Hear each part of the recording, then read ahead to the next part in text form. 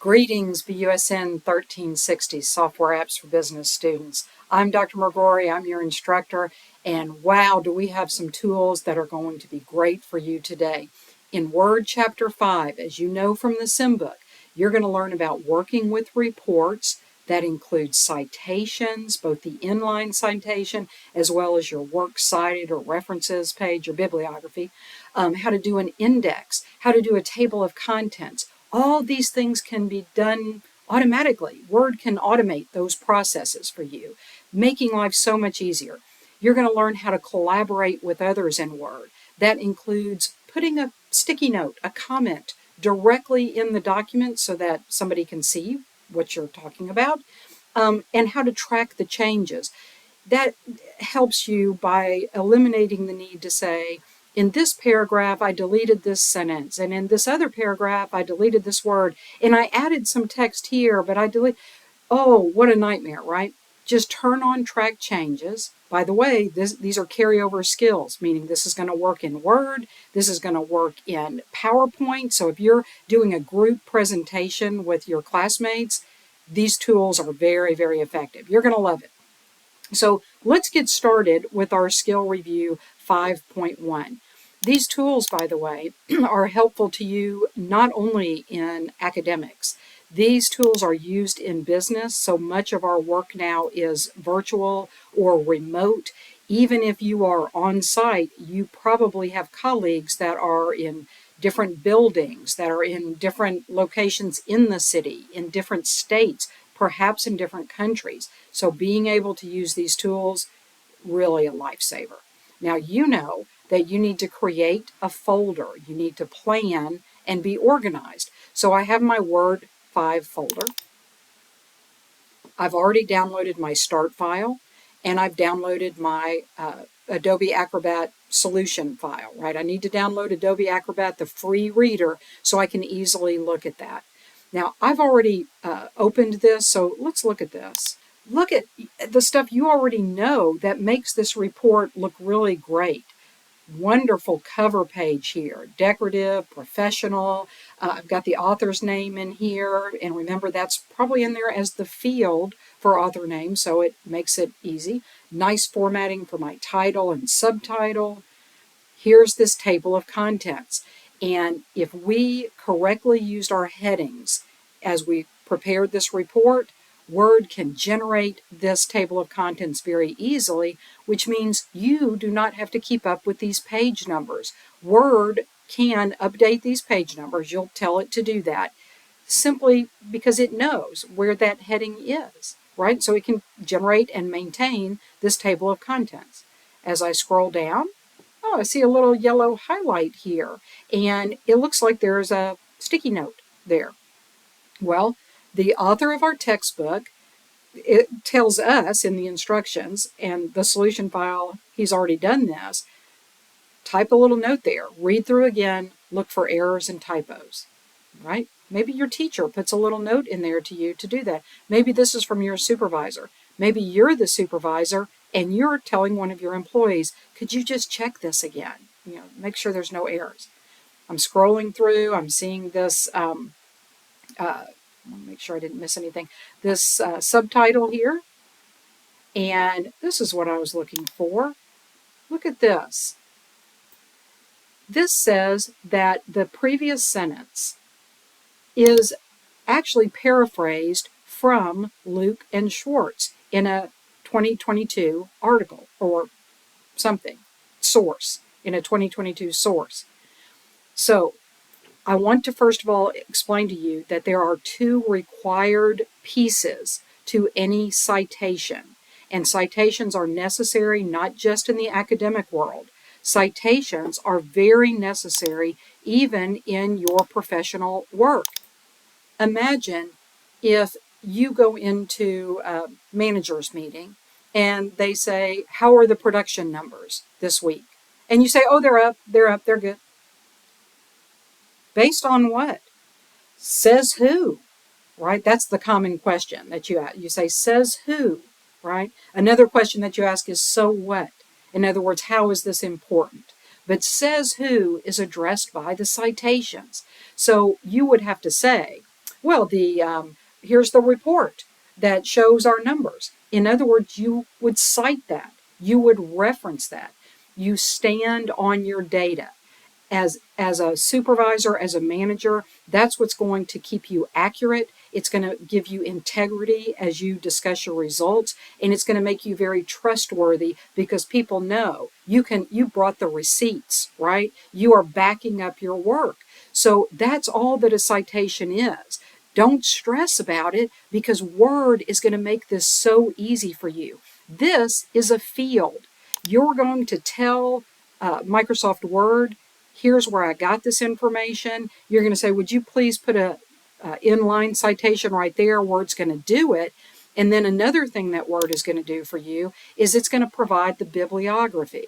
So if I scroll down, because let's say my boss says, I don't believe this Luke and Schwartz. What exactly are you talking about? Where did they say this? You would say, no problem. I'm going to come back and we'll look at this. I would go to flip to almost the end. There's another page here we'll look at. Here's my work cited. Now, in APA format, this would say references. Your teachers, for example, your company, different publications. If you're going to publish this in a trade journal, they would say, we need you to write in this particular style. So you would say, okay, in this case, it's works cited. These are always in alphabetical order by author, because hopefully you have the author's name. If not, you skip to the next field. Word will handle that, okay? Here's Luke and Schwartz. Here's their 2022, source. And it says that it was from Assessments and Accommodations in this online education journal. You do not need to remember, okay, this is in italics and this has a period after this and the year goes in parentheses, because Word will handle this. Aren't you going to be such a success in your English class, in your lit class, in your history class, and on the job when you need to set things up in a very professional manner? Okay, so works cited is one part, and that's commonly what you think of with citations, but it cannot stand alone. Every works cited must appear in the article. In other words, we cannot have Eliot and just have that in works cited without specifically referring to it.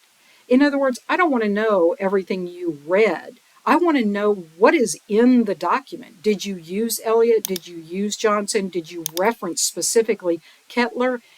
That is only in your works cited if and only if you have used it in the document. And when I say used it, you have used thoughts from it, not just direct quotes. Your ideas were formed. You are standing on the shoulders of others. Who are they? And specifically, what did that person say? And if more than one person said it, you reference all of them. Okay? Very important, very important. A lot of students lose points over this, and there's just no reason. When I was an undergraduate, I used to stress over this stuff. Oh, I used to stress over it. So much easier now because Word is going to do the formatting. What you have to do is reference it. Okay, that's your big job here, is you've got to reference it. So where were we? We were up here looking at, this little note that was added, and then we found our reference, which was down here. This was our inline citation, and of course we saw where it is in the bibliography. So this is, you know how to do so much of this. You know how to apply headings, and these are the headings that you see in the table of contents. You know how to do these hyperlinks, and I checked it here. We had some problems in the previous video. I think I didn't finalize a link that I clicked, but I'm clicking it there, and you see that it moved specifically to student eligibility. So here's our paper. Now I get to the conclusion, and you see, you know how to, of course, do these watermarks also. You see the works cited. Word will do this for you. It will alphabetize them. It will generate them. And then you can keep it up to date. You just tell it to refresh, just like the same way you do the table of contents. Tell it to update. And this is an index. Now, students tend to read books backwards. And don't we all? Here's what I mean by that. A teacher said that to me one time. I said, read the book backwards. Okay, sometimes when you have a big old textbook and the quiz question says, what is a index page? You flip to the back, and this is a print copy of your book, but you print to the back and you look at the index and you find out what page number that term is defined on, and you go right to that in your book. This is that index, and Word, you guessed it, generated it for you. It figured out what letters of the alphabet, so you don't have any B terms, you don't have any E, F, G terms, but you can see the ones that you have. And underneath, there's the term, and there's the page number. If there's more than one page, it would list every place you referenced it, every place you indexed it. You can do cross references where you say, you get to a certain term and you say, see this other category. Word can do all of this. Now, you're starting to understand how powerful Word is. You will find that some of these features are not available in the online web browser-based Word. It installs on your computer because it has all these rich features. So you see what we're going to do. It's a lot. We've got about 20 steps in our instructions today. How do we do them? One step at a time. One step at a time. So I'm going to close that. I've got my Word document. I can go to the instructions, but they always tell us to open it. And they always tell us to enable editing. So I'm going to do that. As I come into this, you can see that it's displaying a little differently than perhaps what we're used to, because I have a large, area out here. If I look at my ruler bars, I can see this is really not part of the paper. I can see the active part of the body. I can even see kind of this grayed out ruler area for the margin.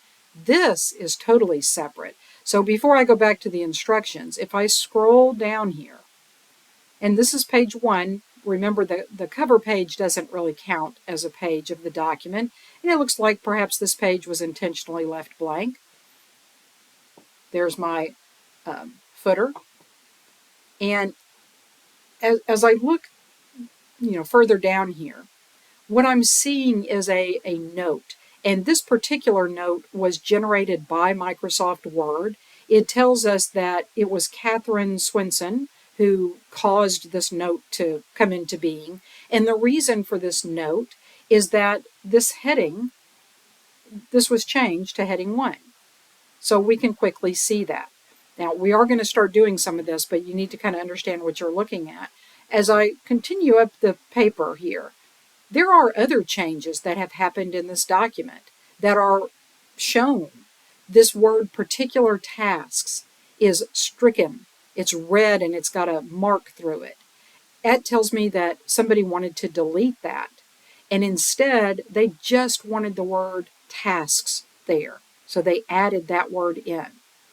I can see that change very easily. I can find every place there's a change in the document by looking in this left margin and finding where there's a line. That is critical because sometimes changes are really hard to find. Maybe you had a comma and you were not supposed to have that comma, so it was deleted. That would be really hard to find. So that line out to the side would tell you look carefully in that row to find it, in that line to find it. So we're starting to see. Now I also see a comment out here by Catherine Swinson. It says, shouldn't this be student, not child? And it seems to be pointing, see how as I hover over this, okay, I'm moving my mouse on top of the comment and look at the word achievement. What happened is that word was selected when this comment was inserted. So when I hover over this, I can see that it goes over here, right? I can also reply to Catherine Swinson right here in the document. So we don't have to reference emails and, post-it notes. And remember I had that conversation with you? No. It's all right here, all in the document.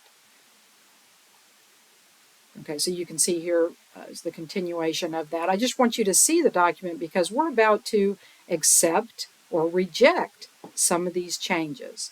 Let me go all the way back up here to the top. In fact, just to be sure, there's my cursor flashing up there, but I tell you what I'm going to do.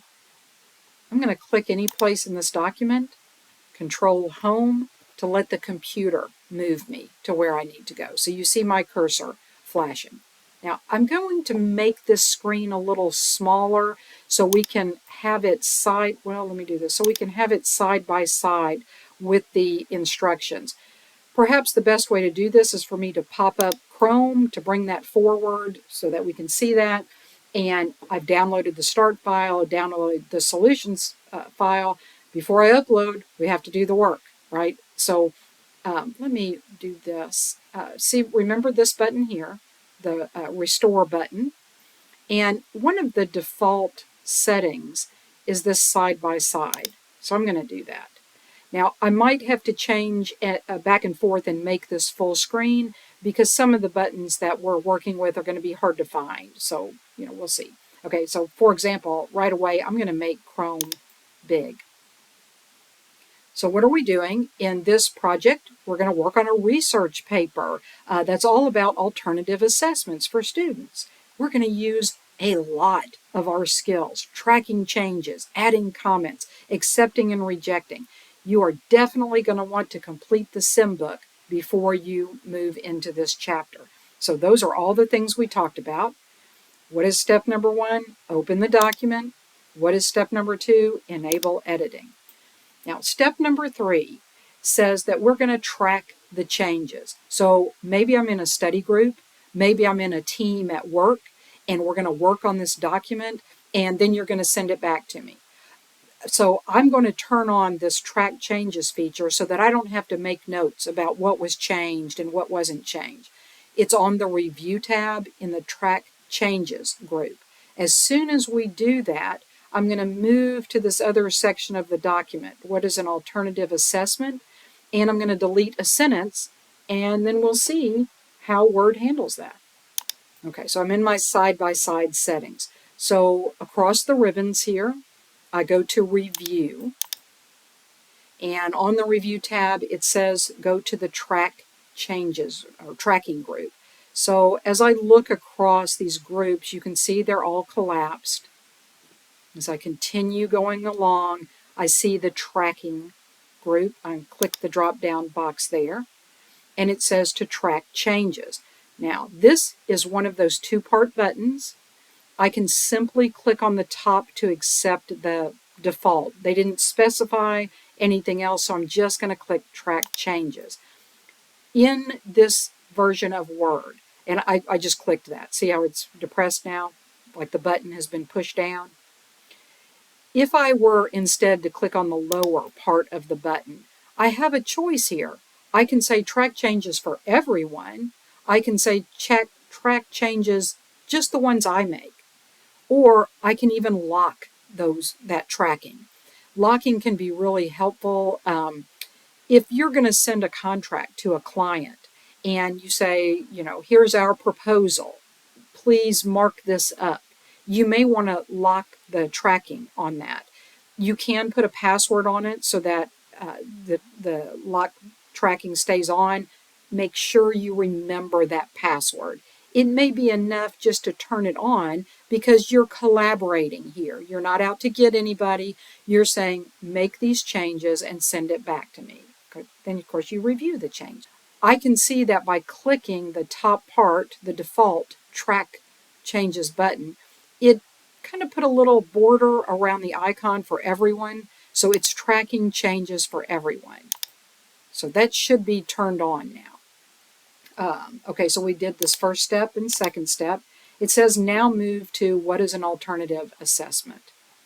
Scroll down here.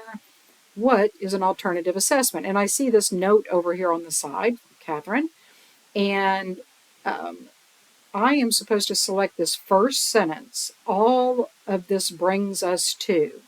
Now I'm going to select kind of carefully here. I'm just going to drag, that's a long sentence, all the way through the period and the space after it.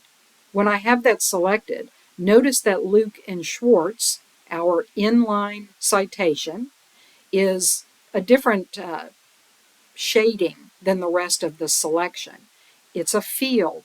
We've seen fields like subtitle and author, page number even. So this was a field that we asked Word to insert, and we're going to learn how to do that. I have it selected. Press the delete key on your keyboard. Okay, I made a mistake. That track changes did not turn on, because if it had turned on, I would still see the text that is there, and I don't. So what do I need to do? Control Z to bring that back. Let me click on track changes again and just click squarely on that button. Okay, now let me click down into the document. I still have that selected. Let me press delete. All right, so if you should see on your screen like I see on mine, that text is now in blue. It has a strikeout line through it. That means I delete this, but it's going to stay there until this is approved. All right. I completed step number 4, but let's save this document. On to step 5. Now, step 5 is very long, and we must be very, very careful. 2 notes about this step. The first note is you're going to go through and you're going to accept and sometimes reject. So don't get trapped into accept, accept, accept, because you are going to reject some of these changes. In the very last step, they say to accept, click the accept button and accept all changes after we've rejected a few. And then they're telling us to turn off track changes. This is hugely important. If you forget this step, you will probably get like a 1 by the score by the automated grading, because it will think you did not delete that sentence. See what the problem is? Because it's really still there. So don't forget that step. All right, let's get started. It tells me let's start at the top. We know this from using find and replace. So Control Home. Let me get to the top. And in this tracking group, it says next change. So we looked at track changing. We see that we're going to have some options to accept or reject, and to go between the previous change, the next change. So I'm going to the next change. Now it's way at the bottom of my screen, so let me scroll up so that we can see. And it found this change where it says particular tasks. So it says to me, accept that and move to the next. Again, this is a 2-part button. Well, this is my first time using this button, so I'm going to click on this drop-down box, and I'm going to make sure I accept and move to next. So I'm clicking that.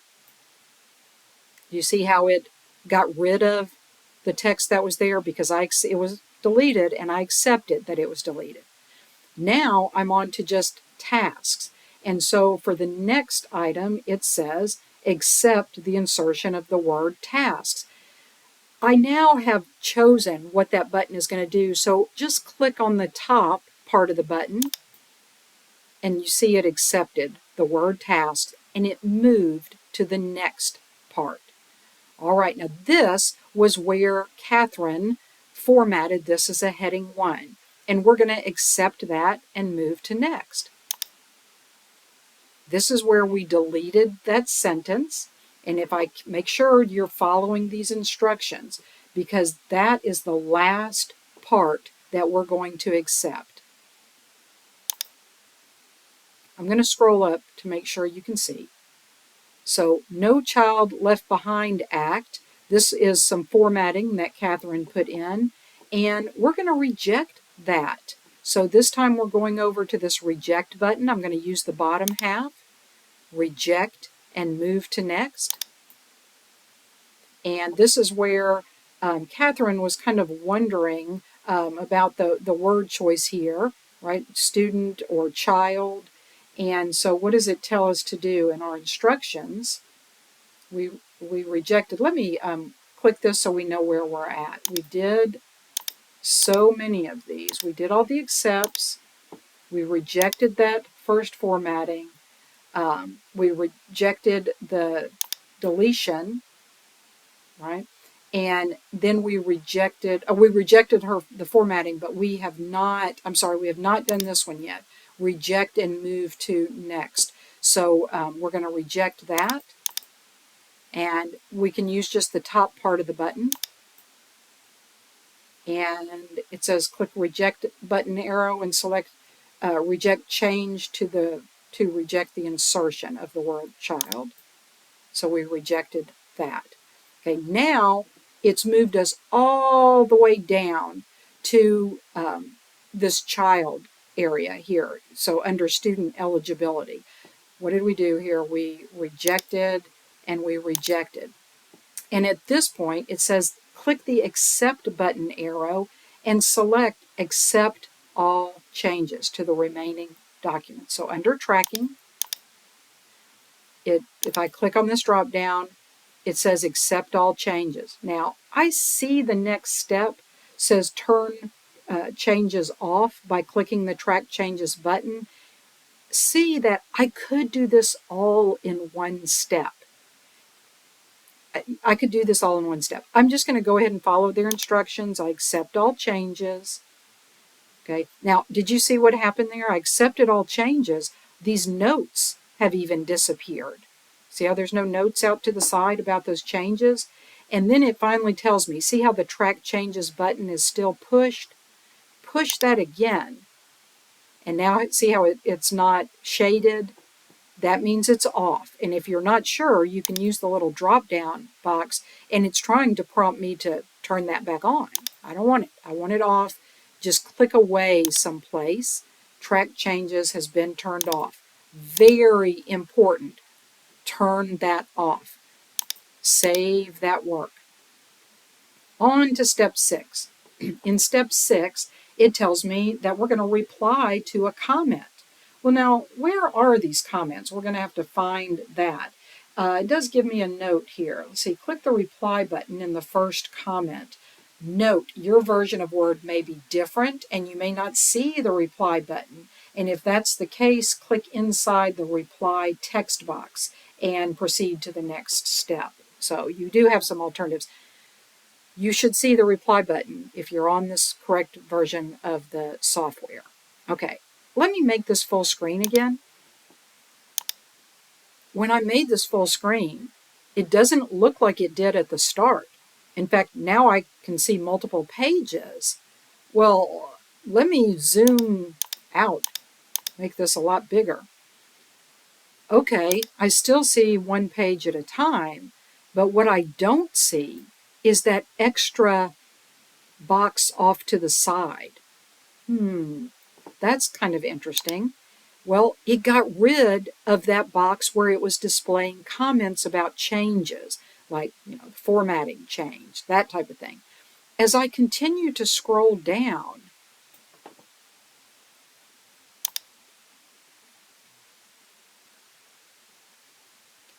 I don't see the comments. That's kind of interesting, isn't it? I want to make sure on my review tab that this button, show comments, is depressed, right? It's shaded, meaning show comments is on. Now, I do have some options here, whether I want to show those comments contextually or show them in a list, but it's not giving me the view that I'm expecting. I'm not seeing any comments. Now, I suspect that, like me, you may experience this similar problem. And I'm going to tell you my approach to this, and then we'll see when we upload it how the automatic grader is going to handle it. I want you to, first of all, make very, very sure that show comments is enabled. If I had comments, I should be able to, just like with the track changes, I can move next and previous. There's not an option to go to the next comment, which makes me believe the comments are gone from here. So my next step that I recommend to you as well, but if you have a better solution, add this to the comments in YouTube. So this will help everybody. I'm going to minimize Word so that I can see my folder here in the background, my Word 5 folder. remember this has the solution file. And I know that what they want us to type is this error has been corrected. So I'm going to open up that solution file. Now this is the free version of Adobe Acrobat Reader. And when I first open it, it has all types of toolbars and things. And it opens this comment section to the side. And remember, this is the author of our book. And so I looked for that. It says this error has been corrected. And now this is Adobe Acrobat. It's not going to help us to try to reply inside of this. But I was very curious about where is this. So I clicked this, and I see that it's under No Child Left Behind, and they've selected just a piece of the word achievement, ACHI, and then they've typed this. So let me minimize this in case we need to reference it again. Let me go back to my Word document, which was not closed. It was still open, so I had minimized it. I just retrieved it back, and I knew I was going to need to reference that again. Under No Child Left Behind, can we just quickly find the keyboard command for find is Control F. Notice it opens my navigation pane. I could just go to headings, and there's No Child Left Behind. And it was the word achievement. Can you see that word? Okay, then let's just use the find feature to help us find. Oh, which one was it? Was this first one? Look at student achievement. Look at student achievement. So it was over here. I'm going to click here so that when I close this, I don't lose my spot. They had selected just the first couple letters. I guess I'll do that. Now, when I select that, I see an icon over here to the side. I think I also had a toolbar there to add a comment. I also see on the review ribbon up here, I see that I can also add a new comment there. So I'm going to come over here to this icon, and whichever way you prefer, click on that. And the text they had us write was, what was it? This error has been corrected. So I'm just going to type that here. This error has been corrected. Okay, so I did that. It says I can just type Control Enter to post it, or I can do this to kind of send it. And now that's there. This is the type of icon that I was looking for earlier. If I click away in my paper, first of all, you see the comment floating out here, but you also see that indicator of a comment. Notice also that my previous and next comment buttons are now lit up because I actually have a comment. If I selected that comment, I could delete it. There's different, I can modify it. You can see all types of things, thumbs up, that you can do with this comment. Now, I don't know if the grader is going to accept this. We're doing this for the first time together. What I will say is to please check your syllabus for the pass-fail scoring on these project assignments. I'll also say that as I run across errors like this, I do report them to the publisher. So I'm hoping that when you get to this, maybe there's a resolution that they can implement. Or if you see that I made a mistake in something that I was doing, again, post it into the comments. That way it helps us all. I'll learn from you. We always learn as we go through these. I've been teaching this a long time, and I'm not perfect. So, I'm willing to admit I've made mistakes. We all make mistakes. Let's keep going. So there's my comment on that. Let me go back and make this a side-by-side view.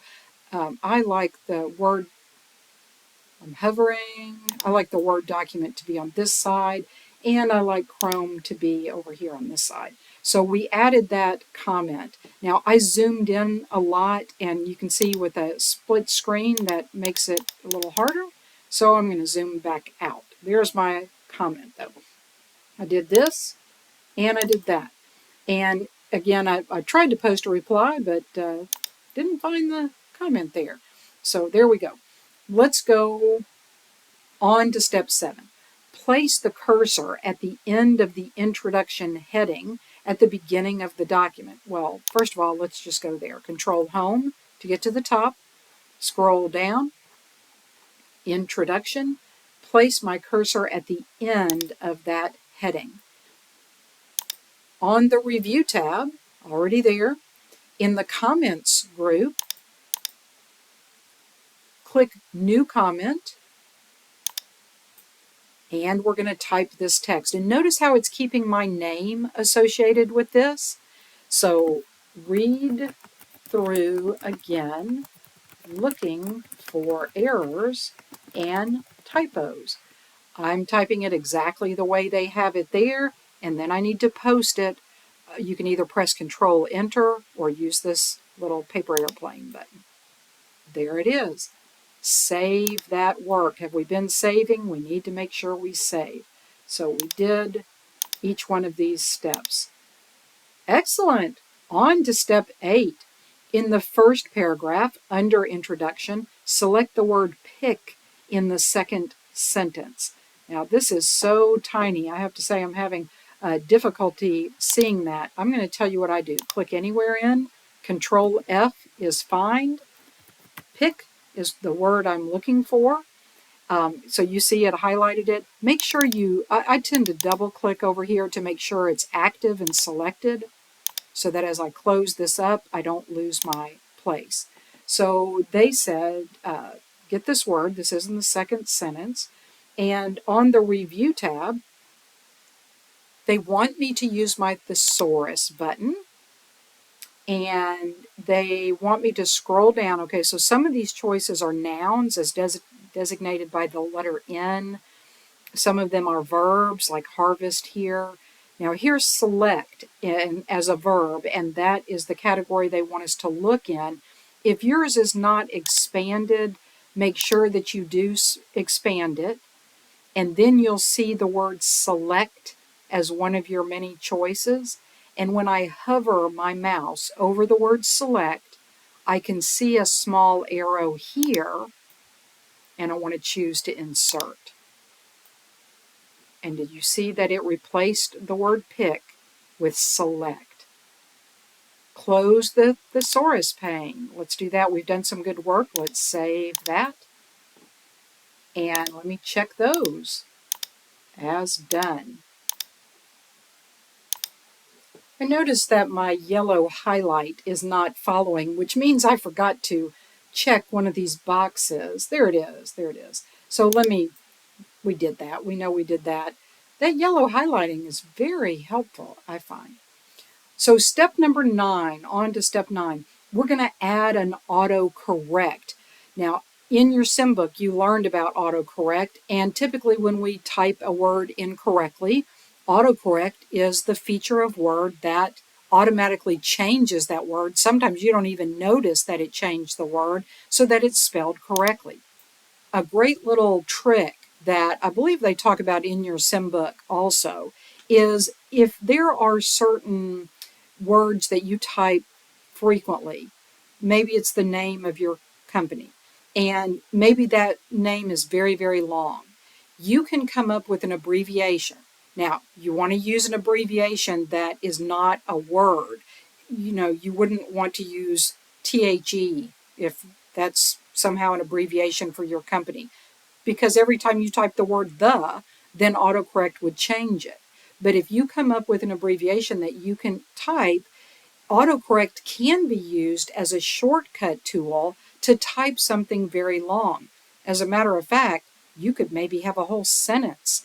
Push the limits. Maybe you could have a whole paragraph of text, something maybe it's like a legal text that you always type as part of a document. Create some AutoCorrect for that so that when you type that, A1, something like that, it autocorrects to that paragraph of text. Great time saver that you could use. So let's jump into this. We're going to add an AutoCorrect entry and type the text to see the correction. So on the File tab, click Options. So isn't this interesting? Here's what this tells me. This is not necessarily being saved to this document. This is being saved to Word because we're putting it in our Word options. So I clicked on File, And let me come down. Oh, it's all the way at the very, very, very bottom. Do you see that? Options. They want us to go to proofing. And once we click on the proofing tab, and you can see you have many choices here, we need to look under AutoCorrect options. There's a button here. And folks, this is a great time. Just explore some of these other settings. Maybe there's a feature that you would like to activate. Click AutoCorrect options. Goodness, notice there's multiple tabs here. Lots of things I can do. In the replace box, now see down here, it says replace. Let's see an example of text that is already being replaced. If I type a open parenthesis and the letter C and then a close parenthesis, as soon as I press my space bar, indicating I'm done with that word, AutoCorrect will change that to the copyright symbol. You can see a lot of these. How about the registered or the trademark symbol?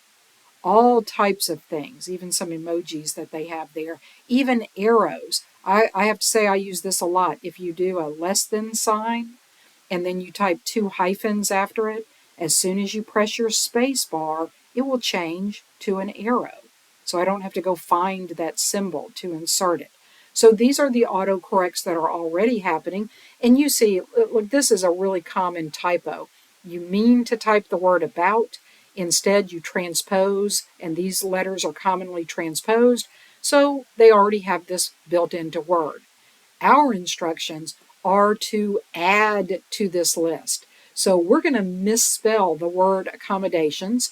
Maybe, we just always forget if it has 1 M or 2 M's, 1 C or 2 C's. So we're going to type it incorrectly, and we're going to tell Word, fix it when we do that. So in the replace box, I've clicked there. See my I-beam? That means click to type. Now I've clicked, so move that out of your way so you can see. ACOMO, and you see it's already got accommodate misspelled. DATIONS. That is misspelled. Tab over to the next box. When Word sees that misspelling, now be careful, type this correctly. ACCOMMODATIONS.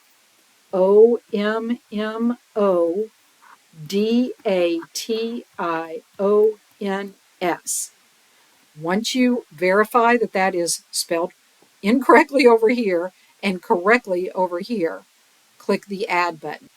Add. Now that is part of our list. Click OK. And we're going to click OK again. We clicked on the File tab, meaning this goes to Word, not just to this document. Click Options. We went to the Proofing tab on the left side. We went to the AutoCorrect Options button. We put in a misspelling that we commonly use. We clicked Add. We clicked OK for AutoCorrect. Now, I'm going to scroll up. What does it want us to do here at step H? It says place the cursor between the words of and that in the first sentence of the first paragraph of the document. Can you see this? Placing my cursor between of and that, and I'm moving my mouse out of the way because my cursor is there now. I'm going to type that misspelled word, ACOMODATIONS. Nothing happens until I press the space bar, and it says, notice that Microsoft Word replaced that misspelling exactly how we wanted it to. So I can check those instructions as complete, and I'm on to step 10, except I think I should save. Let's save. Now on to step 10. I told you we can have 20 steps, we just do them one step at a time.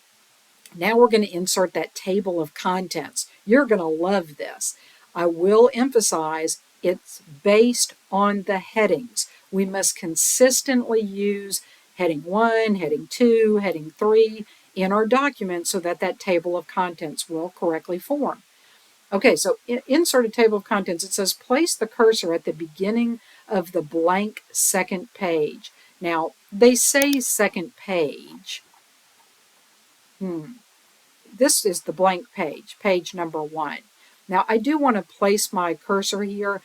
I'm doing a lot of editing and I can't really see what I'm doing. So I really like, let me make this big for just 1 second so I can quickly go to that paragraph. See that? So when I place this, where are you going to place your cursor? If I couldn't see, I might end up accidentally clicking a little out here. And what that means, since it's after the page break, is that my table of contents would end up on the next page. And I don't want that to happen. I want it to be on this page. And you might even notice there's a little dot there. Whoops, okay. That dot is not your normal spacing dot. It's instead of a circular dot, it's a square dot. And what that typically says to me is that there is a paragraph setting. Let me just explore this with you really quickly. This is the launcher button. You learned about this. Launcher. You learned about this in your sim book for this chapter. And if I go to, here, these are my paragraph settings, to line breaks. See this other tab here? That square dot tells me that keep with next has been enabled. That is something you would like for your table of contents. You want that to stay together, the title, table of contents, and the other. Sometimes you don't want that. So that square indicates that is checked. Okay, so how did I get there? The launcher for this particular group. Notice that each group has a launcher. And then it remembers this time that I wanted to go to the line and page breaks. So lots of options in Word. Very, very powerful tool. I'm glad I did my show hide so I could see these non-printable characters. I do want to be before the page break. I want my insertion point, my cursor, to be flashing before that page break. Oh, I'm sorry. Let me get these side by side again. There we go. And place the cursor at the beginning of the blank second page. Click the References tab. This time References. We've been doing review, and that makes sense, doesn't it? You don't have to memorize these things because they make sense. What do I do on review? I'm reviewing. I add comments. I accept track changes. That's part of the review process. References has to do with citations and inline citations and that bibliography, things like that. So these groupings really do make sense, hopefully. You just got to teach your brain to talk word speak to it, okay? On References tab, it says in the Table of Contents group. Looks like this is my very first group. Click the Table of Contents button, and there's a little drop-down arrow there, so I know what's going to happen when I click that. Here are my choices for Table of Contents. They just want us to pick this very first one, but don't be afraid to look through, see what else they have. Manual Table of Contents, I mean, you can do it, but it's so much easier if you let Word do it. So click on this very first, Automatic Table. Ta-da! Isn't this cool? Now, let's see the things that we have learned in here. Let me check these off because we just finished step 10. Before we continue to the step 11, I'm going to save. Can you see some of the things that we've learned? This is the title, which actually was in there placed automatically.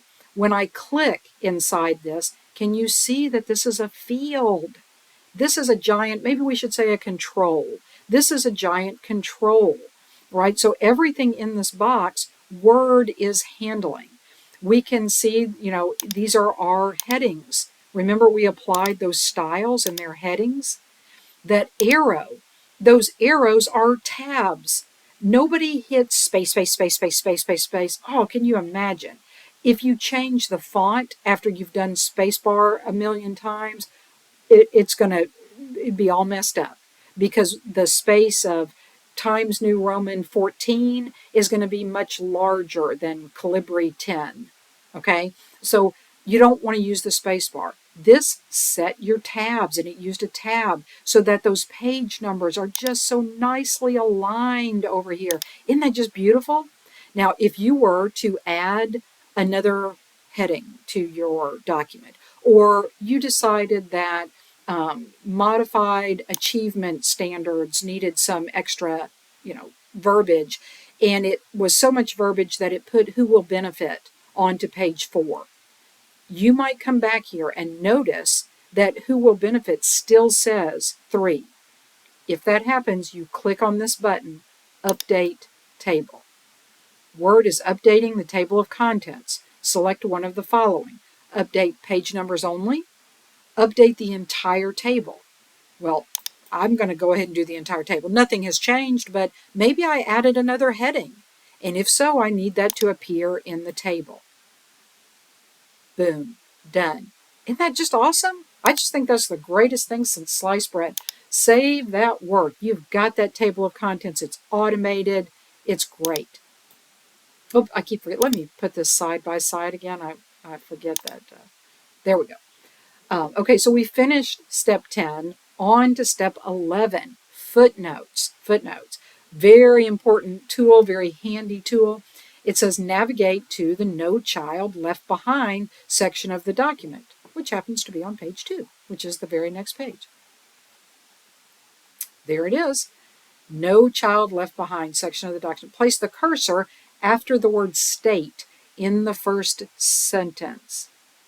They like to make me really look, don't they? In the first sentence. There it is. They want me to click after the word state. So see my cursor blinking after the word state in the first sentence. And on the References tab, we're going to insert a footnote. I have to honestly tell you, and because maybe you have the same way of looking at things as I do, I tend to overlook this button because it's so big. I look at it as a graphic. And I go straight to this insert endnote. And I start saying, well, shouldn't this be a drop-down box where I choose between endnotes and footnote? Here it is larger than life, right? Insert footnote. I'm going to click that button. Before I do, think about what you're doing. We have clicked, my cursor is flashing, after the word state. Because when we insert a footnote, we get that little, number 1, go to the number 1 footnote. This is the first part of the footnote. With citations, there's 2 parts to a citation, the inline and the bibliography. With a footnote, there's 2 parts to the footnote. There's the inline little reference, the little number, and then there's the footnote. So I'm coming up here to insert footnote, and I'm going to click that. Look what it did to our document.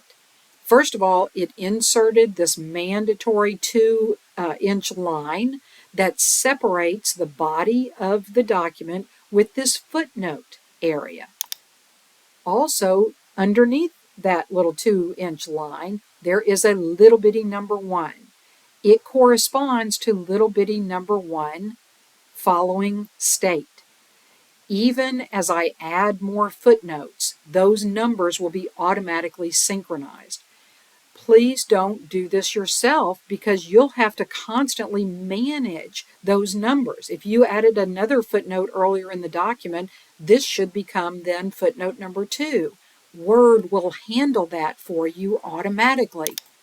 I want you to also note that these are, they're fields. We've seen so much of this where these are not just text that's typed in. These are specialized controls and fields that we are using. So down here in the footnote, I need to make sure that my cursor is flashing there. They've told me the text to write.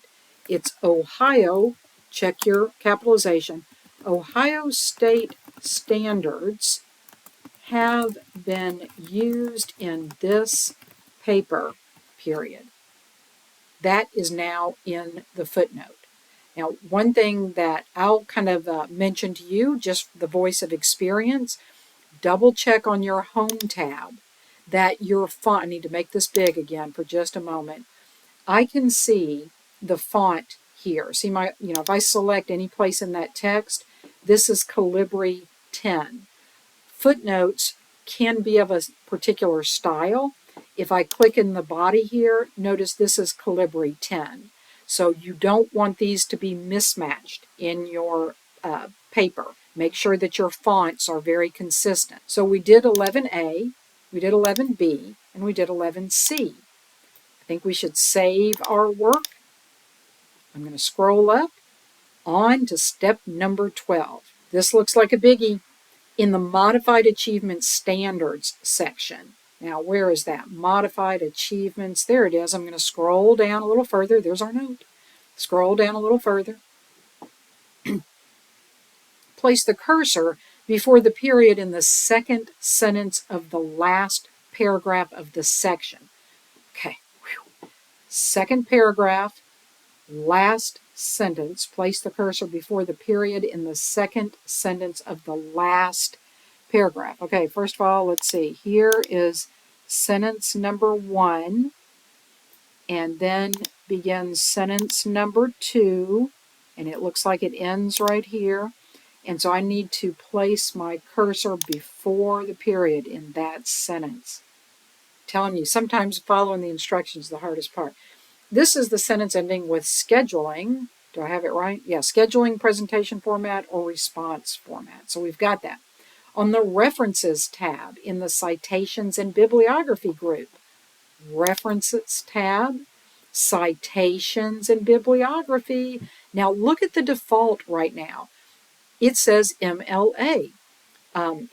For our college, in your English classes, they tend to teach you the MLA style.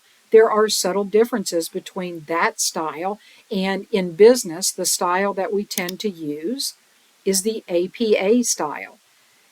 If you start your paper in MLA and you realize it should be APA, just change the format or vice versa, because it knows, Microsoft Word knows, those inline citations need to be modified, right? That, the bibliography as well needs to be modified. There are many types of citations.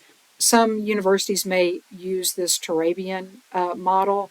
Here's MLA 7th edition. You can see APA. This is the most current version of Word, and right now APA is still on 6th edition. You may want to double check that because APA is now in its 7th edition. But probably for what you're doing in your class, you want to double check. It's still going to be very, very beneficial.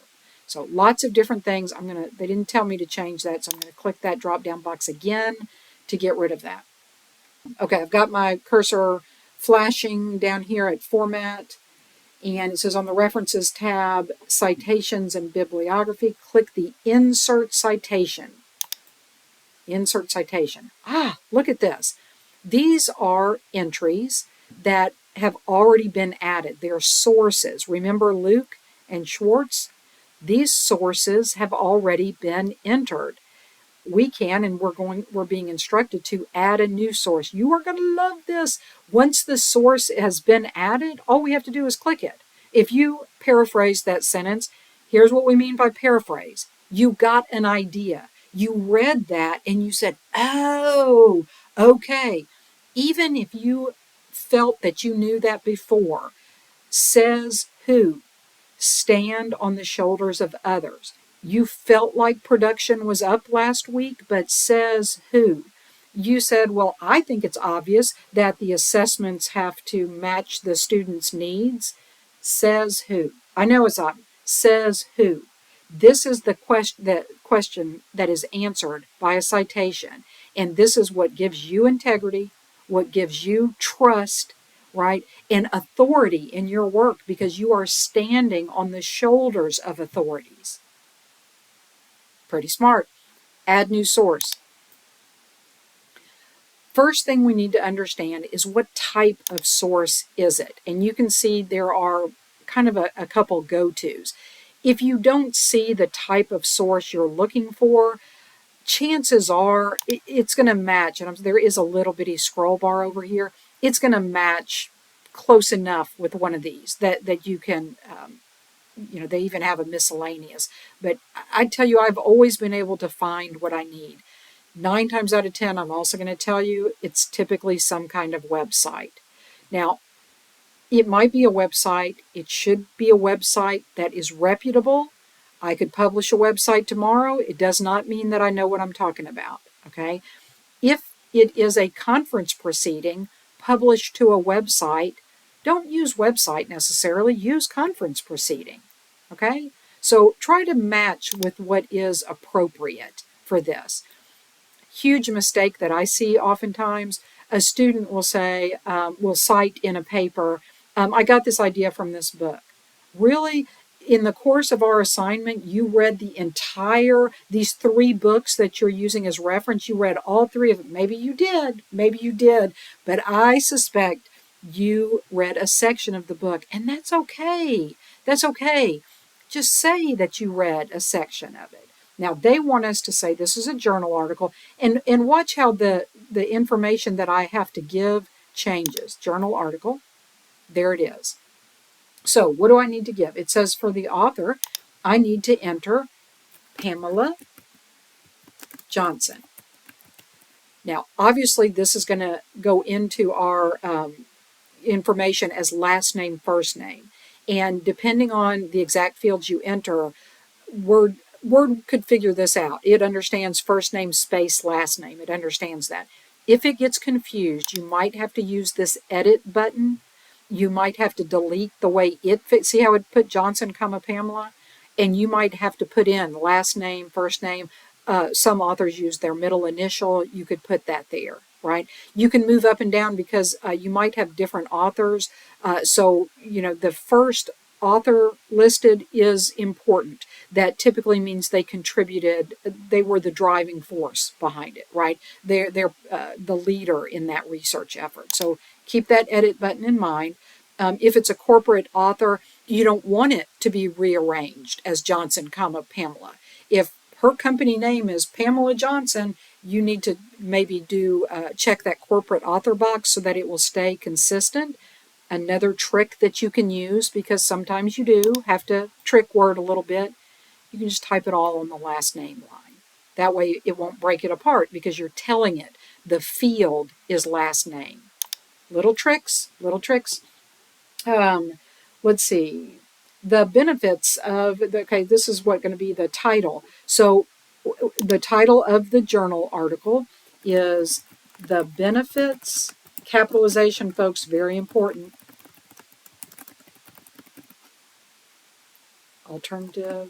Alternate assessments. Got it. That's the title. The journal name, New Horizons. Enter 2021 as the year. And the page numbers 32 through 33. I know these scare you, so I'm trying to really impart some wisdom because once you figure this stuff out, you kind of do it once or twice, you're going to be like, oh my gosh, I've made such a big deal out of this, and it's so easy. So I want you to feel that comfort. I know I went through it, okay? That's why I'm sharing this with you, because I certainly had my, trepidations about all this. If there is something you don't know, see this medium? Okay, what they're probably talking about is it a print journal? Is it an online journal? And so you could certainly fill that out. If I don't know, don't fill it out. Sometimes page numbers can be very tricky in certain online situations. So you may not have page numbers. Now, typically for a journal, if it's a conference preceding a journal, you're probably going to have page numbers. But if you don't, then you have to leave it. Things like the year. It's important. Why is it important? Because if this article, this is about assessments for students.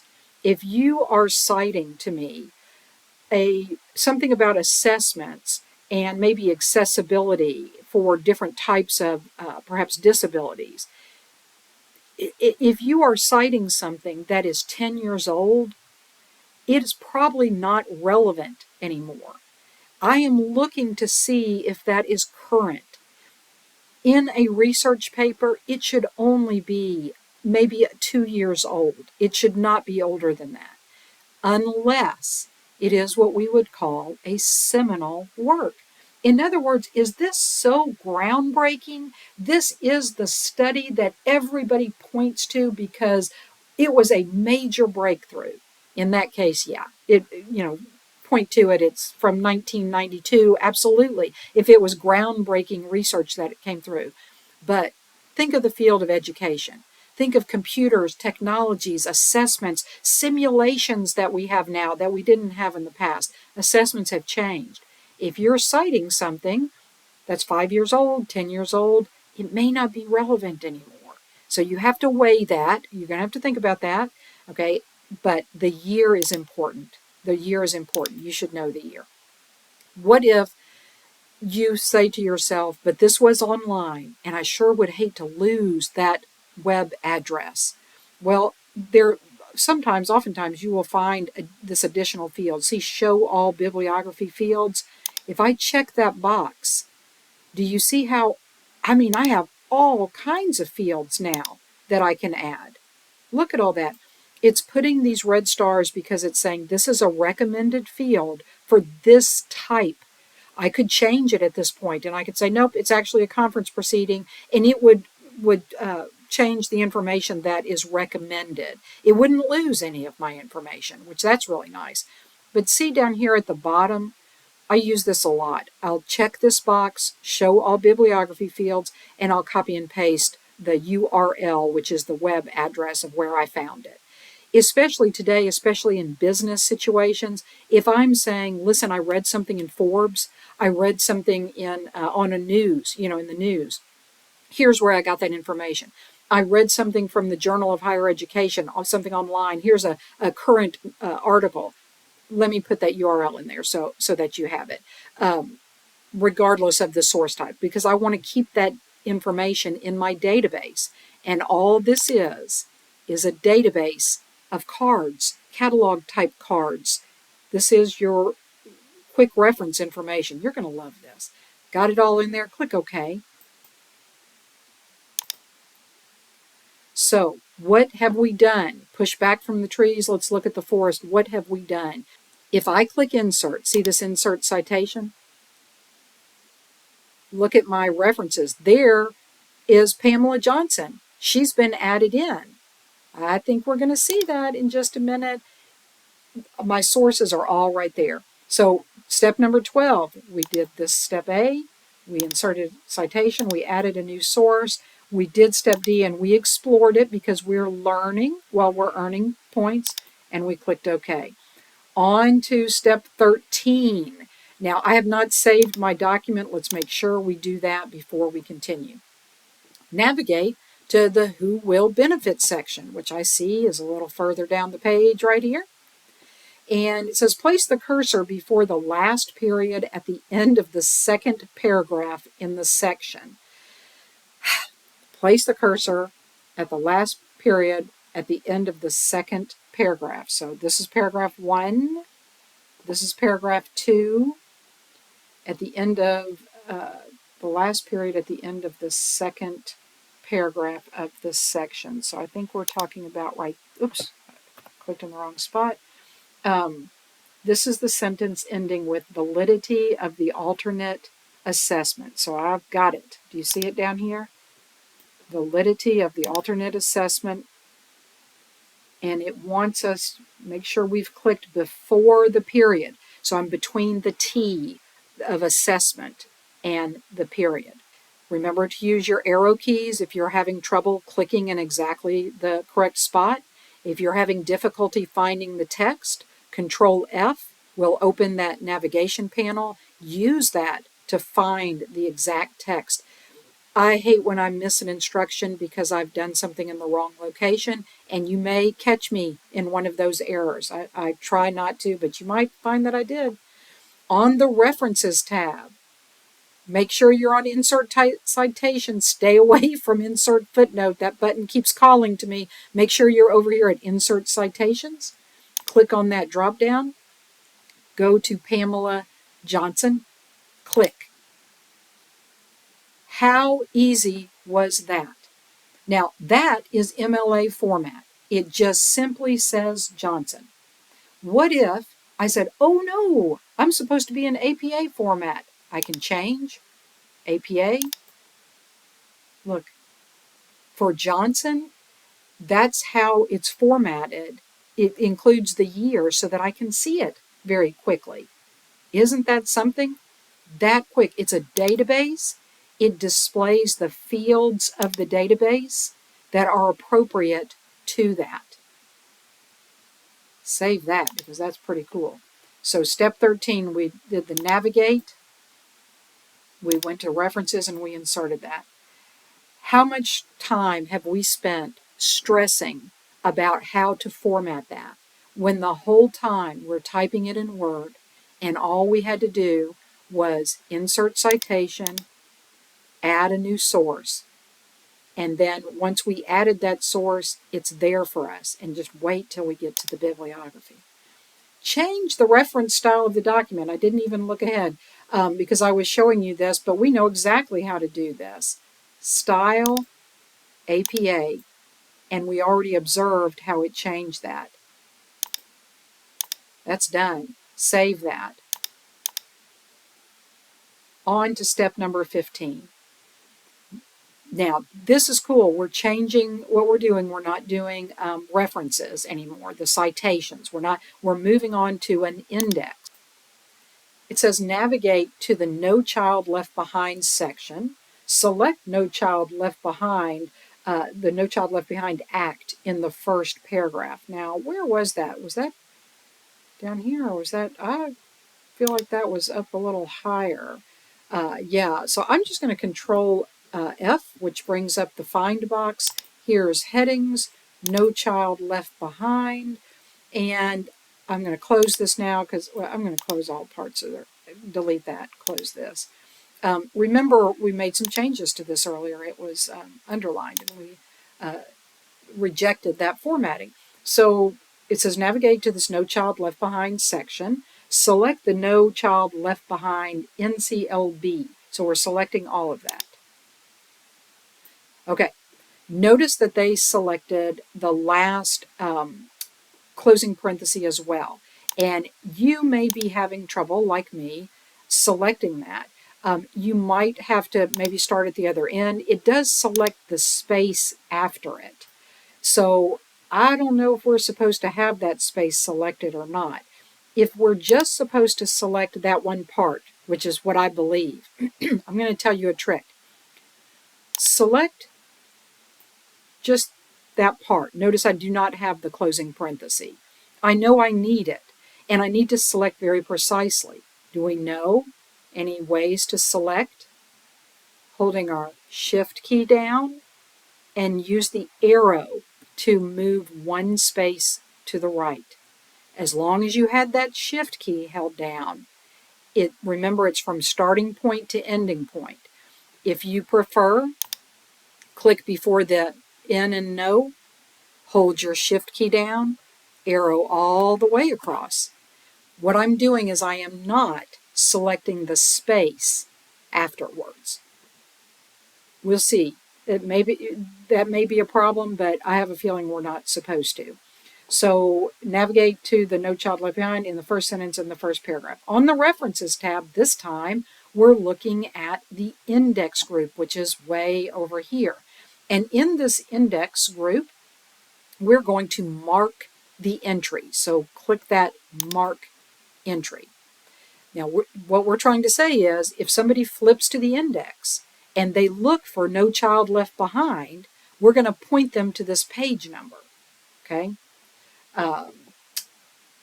Click the Mark Entry button. In the Mark Entry dialog box, we just click Mark. Now, what we also could do, and I want you to notice this, is we could mark all of the entries for this. We might do that later if we constantly refer to that as NCLB. We just tell it mark every single occurrence. And then in our index, it will say that occurs on page 2, 7, 32, 51, right? So we don't have to look for it. It'll find it. That's pretty cool. Do we mark it? Let's mark it. Then we close, and I'm just going to scroll so you can see this. Do you see the code that it added in there? XE is its way of notating that this is, in essence, kind of it's not a cross-reference, but it is pointing to where that is, and it's even telling us no child left behind. What if I went to my Home tab? And I could make this full screen again, but let me just go to Paragraph and turn off Show Hide. And then I'm going to click here. Do you see how that code is no longer displaying? So it does not make your document look bad. When you print this, if you were going to print it, it would not display. But those codes are embedded in the document. Now, here is another reason I'm going to emphasize that when you are editing a document, you want to have these turned on. Here's what could happen. You could be modifying this and accidentally delete that cross-reference. If you did delete it, or that marking, I should say, if you did delete that, this would no longer show up in your index. So you have to pay attention to those. Isn't this cool? How powerful are you right now? You're like, I just inserted a code. All you had to do, references, look how you learned footnotes, you moved across to citations, you moved over here. We skipped one. We'll come back. Well, not in this one, but you learned about captions in your book. Anyway, so much you can do, and you are learning this. These are awesome skills that many people do not have, and they are valuable.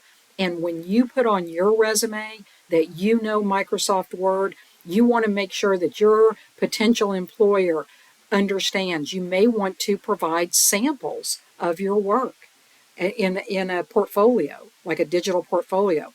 Digital badges. Can I make a plug for digital badges? This is my first time with this particular software program.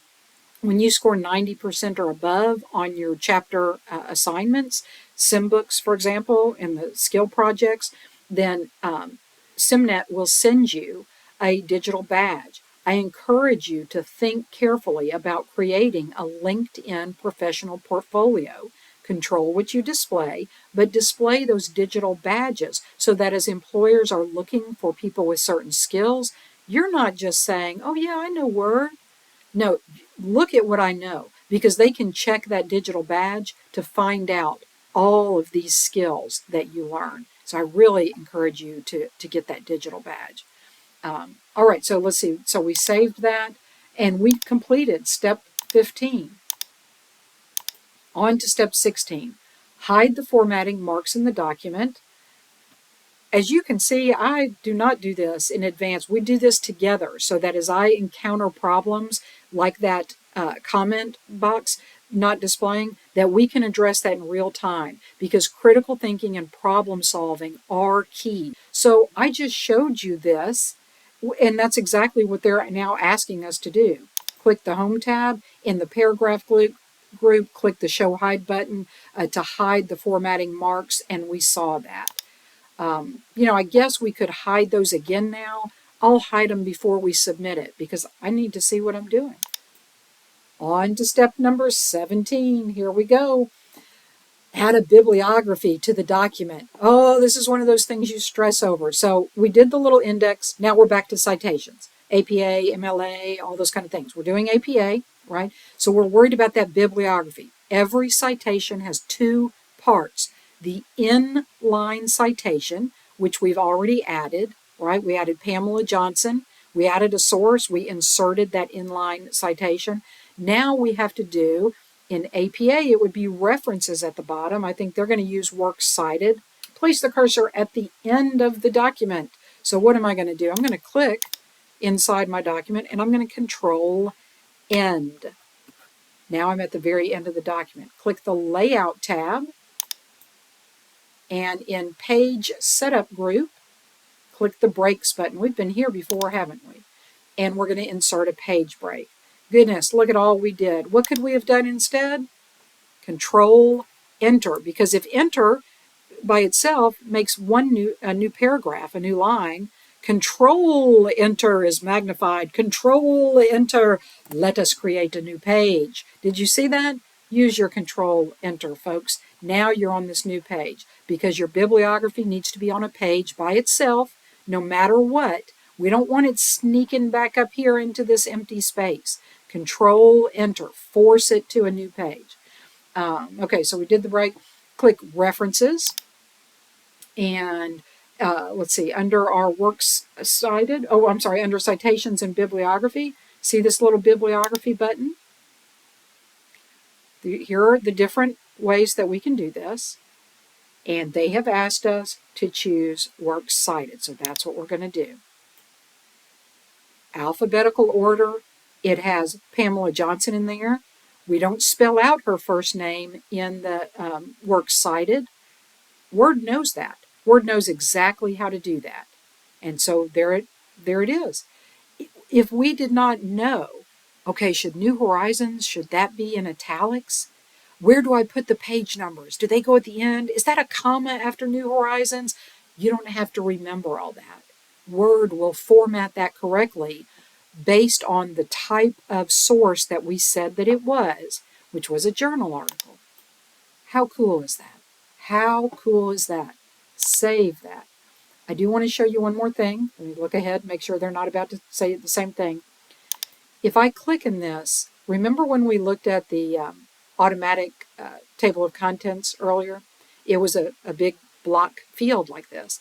And I said to you, if that table of contents changes, something is moved to a new page. In this case, we've added, Works Cited.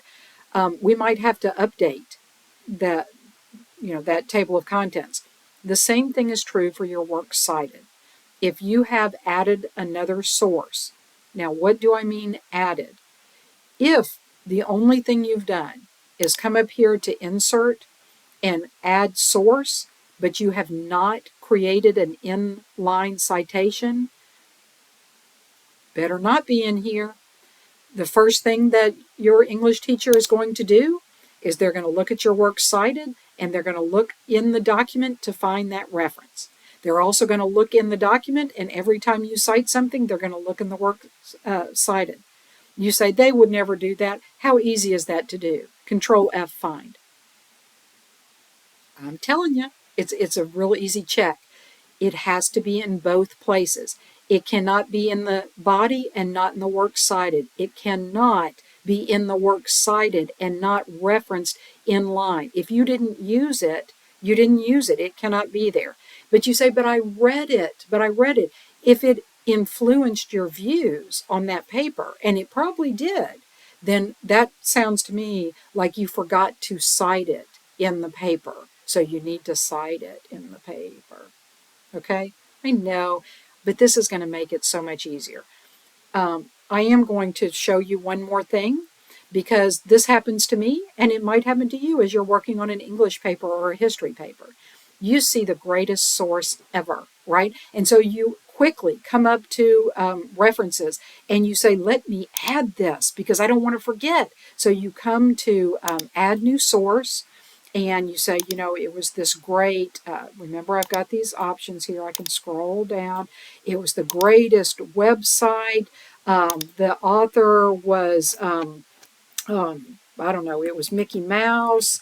And this author was just so great, and wrote, the name of the web page was Greatest Web Page Ever. The website name was sourceofallknowledge.com. Right? It's so current. It's a 2025. It's so current. It's in the future. It's a 2027 article. And since this was a website, it might even have specifics about months or days that you want to include. I will click Show All Bibliography Fields, because what you might, if you cannot find that year for that, and hopefully you can, notice that you can also provide when did you look at it. I don't know when it was updated. I know when I looked at it, right? So you might need to put both in there. I don't know. Okay, but what was the website? The exact URL? Oh, well, it was HTML, and I'm going to copy and paste it, obviously, from the internet. But it was www source .com. I'm sorry, I just don't want to type all that. Source.com, right? So I have all that. And I said, oh, I'm so glad I didn't forget. And I even cited. But in the course of using or of editing my paper, I no longer use that source. I threw it away. But I'm getting ready to submit. I want to make sure that my citations are up to date. So when I click this to update it, look at that. Mickey Mouse. And I'm not referencing him. And I don't want to lose points in my history class or my English class or misrepresent myself to my employer or to some publication that I used this when I didn't. So what do I need to do? I need to come back up here to Citations. And do you see where it says Manage Sources? So easy, so easy. Manage Sources. Now look, isn't this great? Word is awesome. Word is awesome. A check mark, current list, master list. Whenever you add something, it's going to add it to your master list. And then over here, in fact, I see another problem. Are we no longer using Luke and Schwartz? Interesting, because if I'm not using them anymore, I need to delete from the current list. And this is how you do it. So here's Mickey Mouse, and I'm going to press delete. Okay, do you see it's gone from my current list? But guess what? If I write another paper in Word, I can simply select it and copy it back so I don't have to enter everything again. I can say, oh, I was just writing an English paper about that, and now I'm going to use that as part of my history paper. And so I know I have some sources that I can just pull back over. Isn't this awesome? I'm going to delete this though because it's not there. So how did I get there? This was Manage Sources. Now you see that it's still here, so I need to update. So that will go away. I am concerned that Luke and Schwartz are still here if I am not using them, or if I am using them, that it didn't show that. So step 17, let me stay on task. We placed a cursor at the end of the document. We clicked the layout. We made a page break. We went to references and we added our works cited.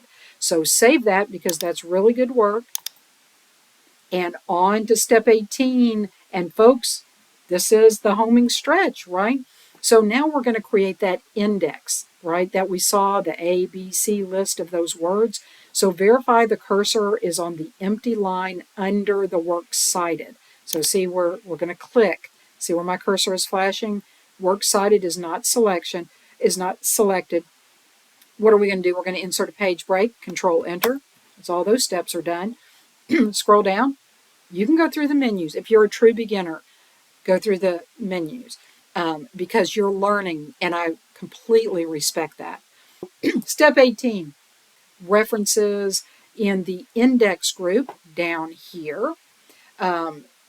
Click the Insert Index button. Now, we're not marking the entry anymore. It's this button up towards the top.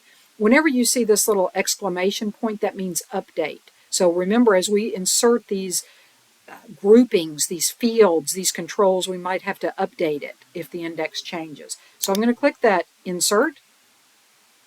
And what do they want us to do here? In the index group, click the index button, change columns to 1. Indented, run on, okay. Click the Formats arrow and click Classic. So here it says from a template, we're going to click this and choose Classic. Please feel free to explore these. This little preview, I mean, you could explore it a little bit in the preview. Ooh, that is fancy. Modern. Bulletin. We're going to go Classic. And we're going to click OK. You know, explore some of your options that you have, folks. Right align the page numbers, that type of thing. Okay, I'm going to click OK. More symbols that we have not seen before. When we have gone to layout, and you may remember this from a couple chapters ago, and I showed you in the video, this of course was the page break, but I talked to you about these different breaks, and we talked about continuous. Continuous is is very important in formatting your document. Notice that there's 2 continuous breaks, and that is really, really the case with most continuous breaks. It begins the section and it ends the section, and then you go back to the way the document was before. Okay, so oftentimes people will go ahead and insert 2 of those continuous breaks. For example, you could have this page displayed between 2 continuous breaks and say inside the continuous breaks, display this as landscape, and then go right back to portrait. Wouldn't that be cool? Continuous breaks are very commonly used for columns. From the beginning of the page break or the section break to the end of the section break, display 2 or 3 columns. Then go back to a regular document style. So you insert. To do that, you start out by inserting breaks.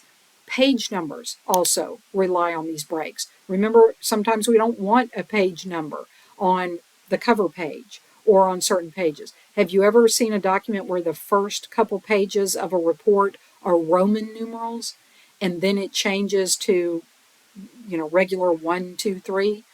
You would still do page numbering as you always would, but there would be a continuous break at a certain point where you start the page numbers over. So I'm just giving you some ideas here. Goodness, that step went very quickly. We learn as we earn our points. So this is part of your education on this, and I hope you do find it helpful. Did we save that? Let's save that. And of course, we're going to submit it after we close the Word document. So it's closed, and I'm keeping my window open here on my desktop. If not, just there's my Word chapter 5, because this is going to help me submit the correct document. Most common error is that folks submit from the previous folder. Okay, so I could check these, but let me go. I'm going to click someplace on this page, Control Home to go to the top. And I'm going to upload my file, but I don't even have to upload it. I'm just going to drag it from here on top of that. Am I ready to submit? Are y'all ready? Woo! Woo! This was a lot of work, and we did have to, make some substitutions here. So let's see how we did. Yes, submit the file. All ready?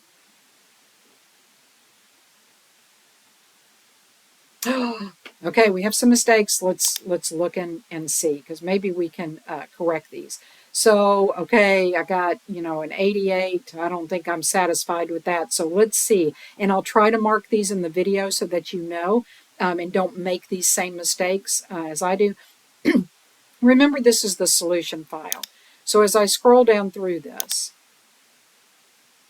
okay, contents looks okay. Okay, here's my first error. It looks like 7C is okay. See, they were okay with those comments, but 7B, on the Review tab in the Comments group, click the New Comment button. On the Review tab in the Comments group, click the New Comment button. Okay, now, this is a great example of, how else did we see that comment, right? So maybe I skipped a step, and if so, hopefully you caught it, but I also need to go back and try to understand what is the problem, it's surrounding step 7. It may not be exact, but there's something where document has 2 comments instead of 3. So was there another comment I was supposed to add? Well, okay, let's remember step 7B. Goodness, let's see what's going on here. Let's continue scrolling down. Okay, now I do see a comment. Okay, something there. And here's 12D and E. So it looks like E was okay. Looks like I have a problem with D. In the Create Source dialog, select Journal Article as the type of source. Enter the benefits of administration of alternate assessments as the title. Okay, did I make a mistake there? Now, I'm going to tell you honestly, part of the problem may be here that when I demonstrate as I go through these steps, I confuse it because I I create something that's blank that I can't see that's in the background. But I also might have made a mistake. So let's just go through and see 32 through 33. So let's see, is there any other part of that? Bibliography source with the tag PAM21. Is not found in the document. Check the last name and publish year are correct. Did I type the wrong year? You know, there was a part of me that thought that I might have, so let's check. And it's saying that that entry should be tagged as PAM21. Let me come back up here, and I could download my submitted file, but of course I have it. I could download the solution file, but of course I already have that. Let me go back. I'm going to click up here on the name to go back because I'm going to have to fix it and I'm going to upload. So minimize, and let's just go right back.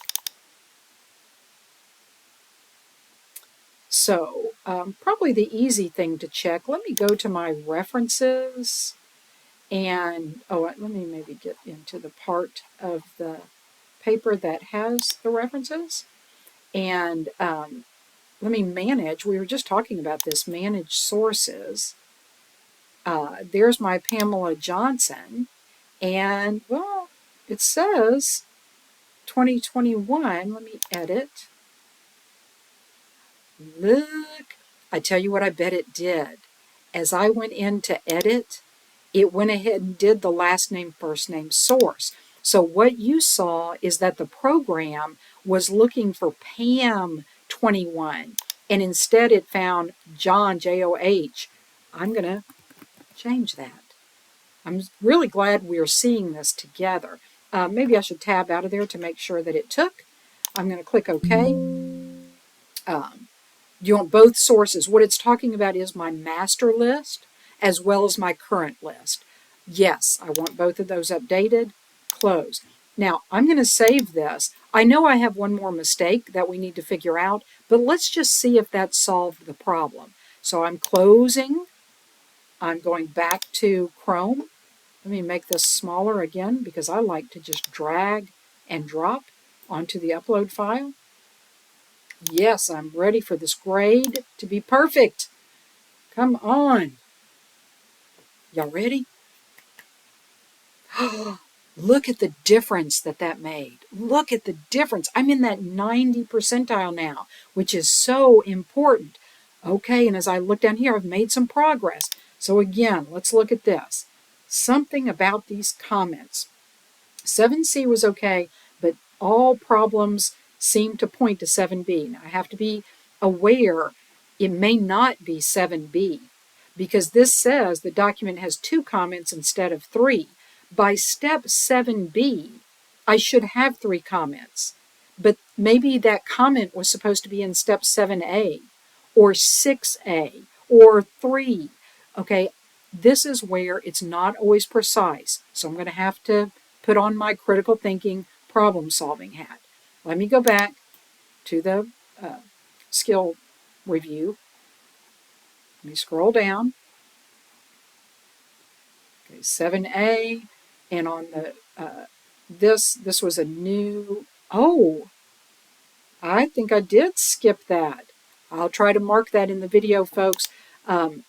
You are smarter than me. You folks always are. You are so good. So let's, you're going to catch it where I didn't. And I do, sorry, let me make this side by side. I really appreciate your work. Y'all, honestly, I'm always impressed with what students do. So place the cursor at the end of introduction, at the, let's see, at the heading at the beginning of the document. And let's see, this is when we're doing reviews. So I'm looking for new comment, but I think I already had. Isn't that where we had to, yeah, that's why it's not letting me add a comment because I already had that comment. So maybe it's a little higher. Okay, that was the read through. So it had that one. Let's look a little higher up. See what I honestly, I didn't plan this.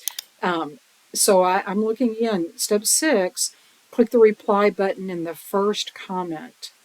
See, and I did not have a first comment. That was where we kind of had a problem, wasn't it? This error has been corrected. I thought we put that in. This error has been corrected. So we did that. But we were supposed to be replying. So I'm going to tell you what I'm going to do.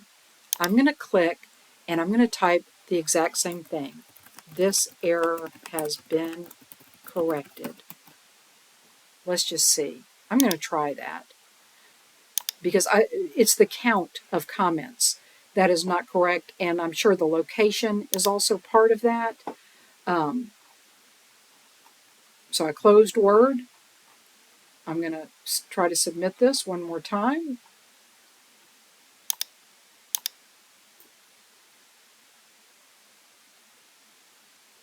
Submit that for grading.